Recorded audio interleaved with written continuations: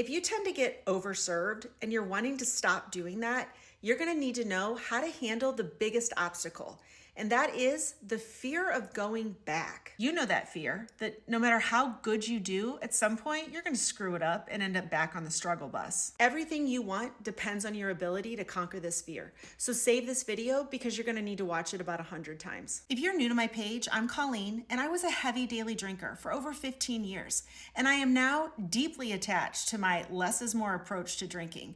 I can go days without even thinking about alcohol, and when I do drink, I never worry about losing control. I think I'm the world's first official drinking coach, and I now help high-achieving professional women permanently reduce their alcohol consumption by 80%. So if you like this topic, hit the follow. Here's the truth. It's not over drinking that you need to be worried about. And if you want to continue drinking in moderation, then you should expect that you are going to overdo it at some point. That is normal, especially in the early phase of change. And your perfectionism is the reason you keep feeling like you have to start over. This is why I call myself the hangover whisperer.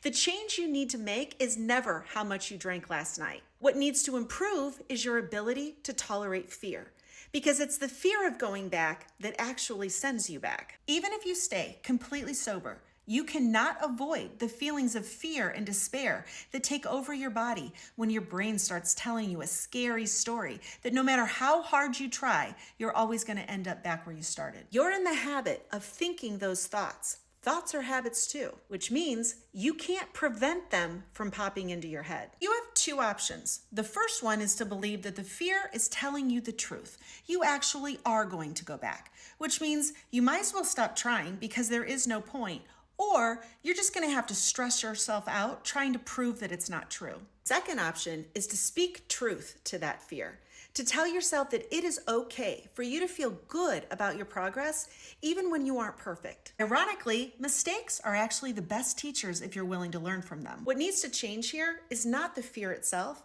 but your response to the fear. Type courage into the comments if you want to give this strategy a try. Next time you feel the fear of going back, put your hand on your heart, take a deep breath and say, I am not afraid of this feeling. It is not telling me the truth. Here's your homework. If you want to anchor this courage in your body so that you remember that you have options next time you feel this fear, type courage into the comments. Courage is more of an action than it is a feeling, and action is the only thing that's going to move you forward. So type yourself some courage. And if you're struggling to get some traction with these actions and you want to discuss coaching with me, click the link in my bio and schedule a free consult.